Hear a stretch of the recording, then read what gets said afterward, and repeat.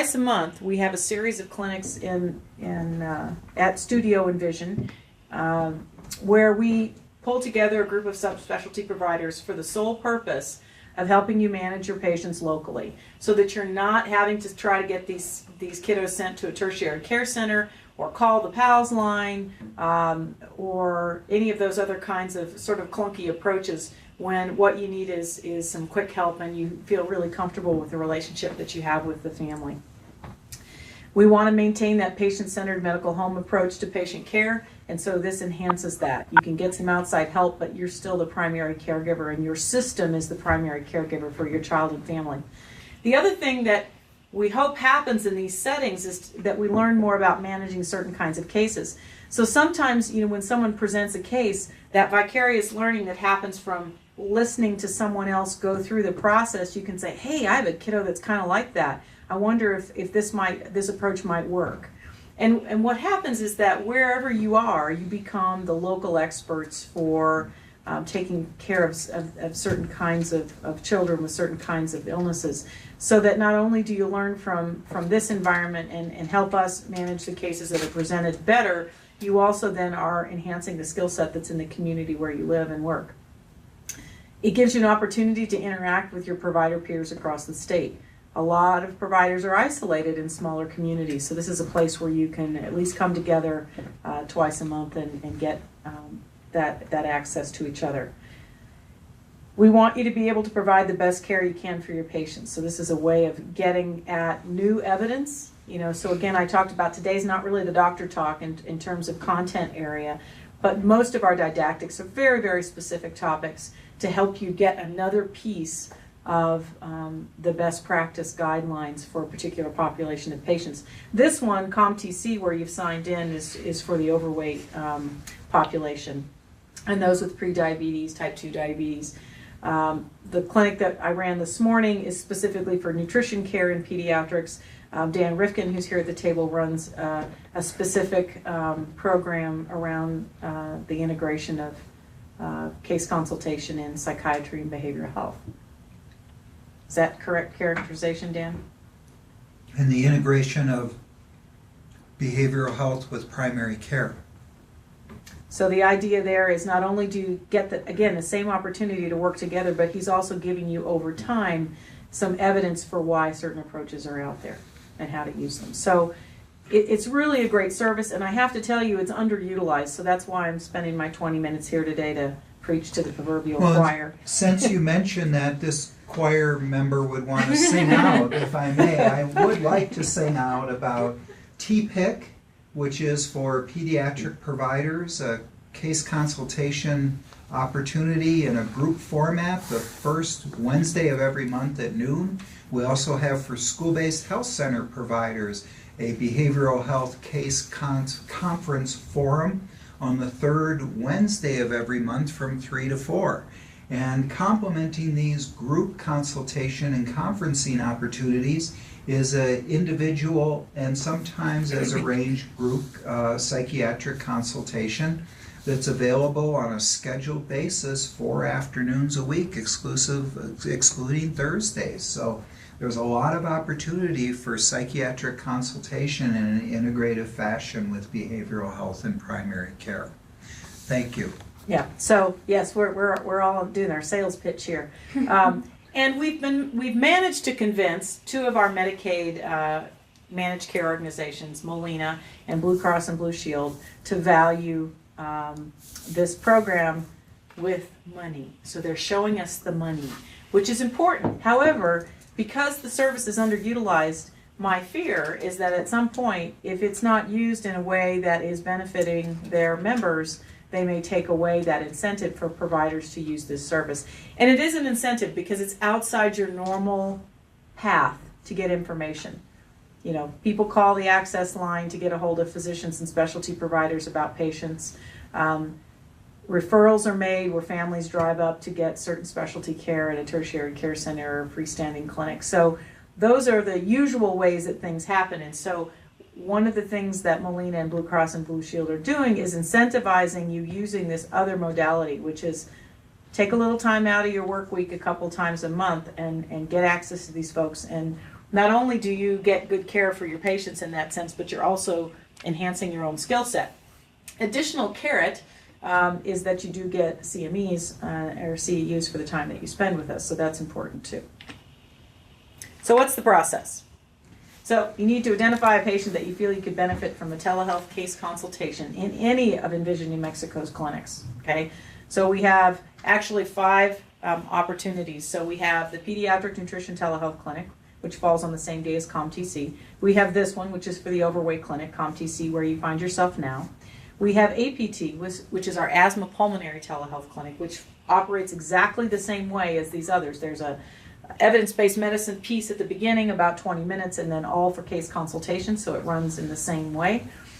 Then we have Dan's TPIC clinic, and then also the school-based health center provider clinic. So there are 5 ways in which you can access subspecialty providers and get additional help for your patients without ever leaving your office. In addition to that, there's the telepsychiatry consultation Yes. for pediatric and school-based health center providers, again, 4 afternoons a week by arrangement. So Yeah, so that's all of number the, 6. so you know it's an amazing service that we're being able to offer, and we want to make sure people take advantage of it. So in all these cases, there's a case consultation form, and it's available online. And at the end of this, I'll go to our website and I'll show you where it is. And I just would want to clarify, Kirsten, that with 2 of those opportunities, the school-based health center case conference forum, as well as the ongoing telepsychiatry consultation, cases do not have to be submitted beforehand unless you elect to do so. We can discuss the case as you bring it up in the call. And that's true of all these clinics. As long as we have time, if you have a case that just came up and you didn't have time to get the information to us ahead of time, you can say that. I've got this great case I just saw yesterday. I didn't realize that I was going to have time to come on. I do. Can we talk about it? And if we have time, we will. And what we'll try to do, whoever's the facilitator of the clinic will bring up one of these case forms and we'll try to put the information down. And the reason for that as we go through this is that we want to be able to send you recommendations afterwards. So like in this morning's session, I had the case up in front. As recommendations were made, I typed those on the attached recommendation page, and that gets sent right back to the provider at the end of business today.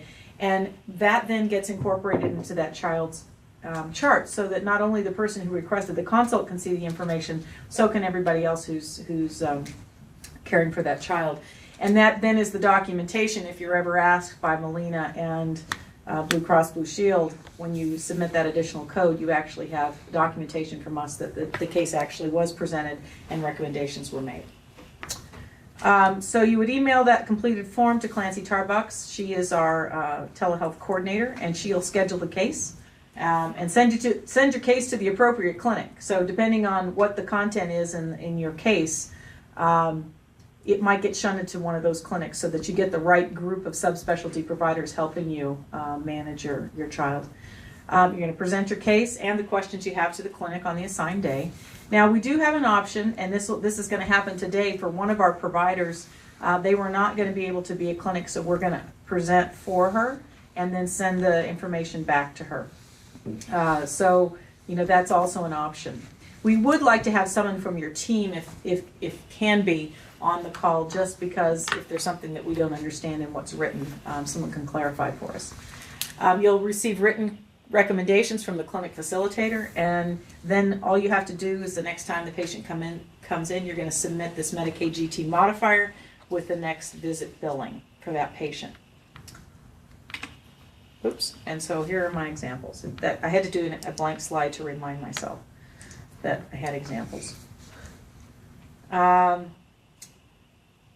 Let's take this one. Oh, and lucky for us, we have that provider right here. This was done in July, a couple of years ago. But this is what a case consultation looks like for our nutrition clinic, but it's the same, actually, the one we use for COMM-TC. So we have the name of the requester. Each patient is given a unique identifier that assigns them to the clinic, and so if we ever talk about this kiddo again, we use that same modifier. So we don't put anything on here that would violate any HIPAA rules. The specific questions that the provider has for us are here, so we want to make sure that when we go through this case that we're actually asking all the questions. And the interesting thing about the case forms for all the clinics is that it's not that we want you to fill in every, box. It's a reminder of what we think as important for a particular type of case. And so it's an educational tool in its own, in that it allows you to dig through your chart when you're getting ready to present this case and like, oh yeah, I really did do all these things. Wow, I've been working really hard on this patient. I've tried a lot of things and none of them are working. So now I need to go talk to somebody else because I've exhausted my stash of creative ideas. And then what happens is at the end, you get this case consultation recommendation form that's attached to your case. It goes back to you. The questions are posed, there's a summary, and then the summary recommendations are provided to you. So that's what can go back in the chart.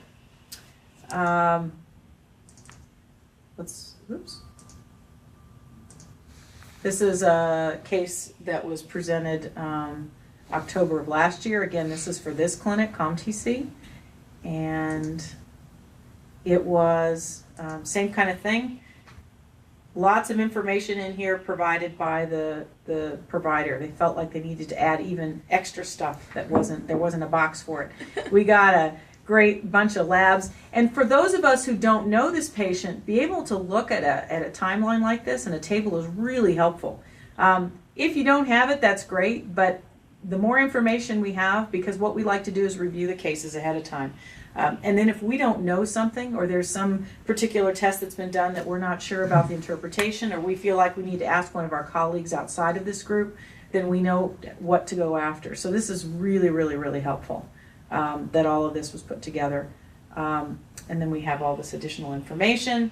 And again, then the attached recommendations and summary for the patient. Okay, again, it goes back. And the nice thing is we realize that you're not going to do it necessarily everything on the next visit with this patient, but it gives you kind of a list to work from. And we realize that when you come and present a patient that it might be too much all at once. But that's the nice thing about sending it back to you like this. You can sort of work through the priorities. Any questions about the case examples and what recommendations look like?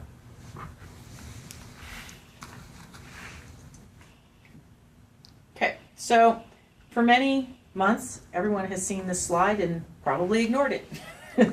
Molina Health Care partners with Envision New Mexico. That's a really cool thing. Lots of small writing, but basically it goes through the process of what clinics are eligible and the code right here, this GT modifier. Okay, so that's what they want to see on the next billing that you get for this patient to medicate on your claim form. And they have the folks that you need to contact, Michael Faust here, with all of his contact information if you have an additional question. The nice thing about Molina is this works for any provider associated with the patient. Now the $150 reimbursement for using telehealth case consultation goes to the provider, i.e. the provider practice. In other words, if it's the dietitian who's presenting for that team, the money isn't billed as a dietitian service. It's billed the next time on the child's visit to the primary care provider. But in a place where we're all sharing, revenue to keep ourselves employed and to care for our patients, I think that's fine. But it does give value to the time that a provider is spending engaging in this case consultation. So that's the Molina spiel. And then Blue Cross Blue Shield, their reimbursement will not start until January 1st when Centennial Care goes into effect. And on they also want you to use a GT modifier, and this is a level 4 reimbursement rate, and it's $79.45. So it's a little bit less than Molina, but still, if you think about the fact that it might take you 10 minutes to run through a case and 15 minutes for people to help you think about it, that's not a bad reimbursement for the time that you've spent with us. And if you come on at the beginning of the session, you also get CMEs or CEUs. Okay, and the person to contact is Shauna Romero, and you have, I messed up here, and you have her contact information down here. She also, when you call her office, if she's not there, she has another person named Amanda that you can call. So here's the information for Blue Cross Blue Shield. So any questions about any of that?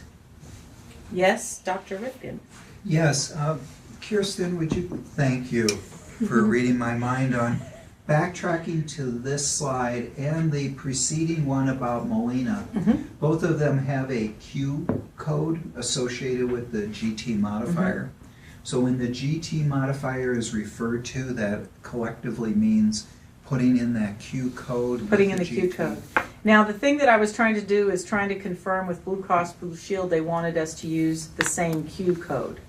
They want us to use the GT modifier, but I'm not sure they wanted us to use the same code. So I have not had any of those people return my calls. Now, what they did provide us with is, if you look here, is a level 4 reimbursement. And I tried to also play around on their website to see if that was better defined, the level 4 reimbursement, and it wasn't. So, I apologize for not having all the questions answered. However, I did leave messages at multiple places, so hopefully I'll have that for you. But we have until January to figure that one out, because this does not go into effect until January 1st. And when entering the Q code with the GT modifier for a Molina patient, for example, is it merely a matter of writing those two things down on the same line on an encounter form? So for a school-based health center, down at the bottom where you're putting those additional codes, if you put the V codes, and if you use a 25 modifier with those additional V codes, that's where it's going to show up. So the school-based health center providers can use it also. So if they have Blue Cross Blue Shield patients and they present to you or any of the others, they can use those, and that's where they would put it on the school-based health center encounter form. For some of our sites, they may have electronic medical records, so trying to visualize what all those fields look like for all those different things, I can't even imagine. But I imagine that there is a place where you put those additional codes. Okay, thank you. All right, Kathleen. Kirsten, this is Yes. This is Kathleen. What about school nurses? They can't participate in this program because they don't traditionally bill for services. Is that correct? Right. They would have to be associated with a care team, a primary care team. So in other words, if they are listed as a part of a child's care team, and they're the ones that are presenting, and it's documented somewhere, I would guess that if the recommendations are going back to the PCP and the PCP is using them, then that would be appropriate, but not on their own because they aren't in an environment where they're billing. Okay. Okay, thank you. All right, so any other questions, comments about my extremely boring, as I promised, talk on getting you all to use your very generous reimbursement? I think we've talked about this in the past, but I can't remember. How many times could I present the same person and get reimbursement? There's no limit at this point. Okay. So that's the other thing, is that it encouraged people to come back and do follow-up. And the beauty of that is that you can get feedback on each one of those steps. But the beauty of it to us who are running the clinic and participating in the clinic is that we also are learning from that experience. But at this point, there is no limit. Okay.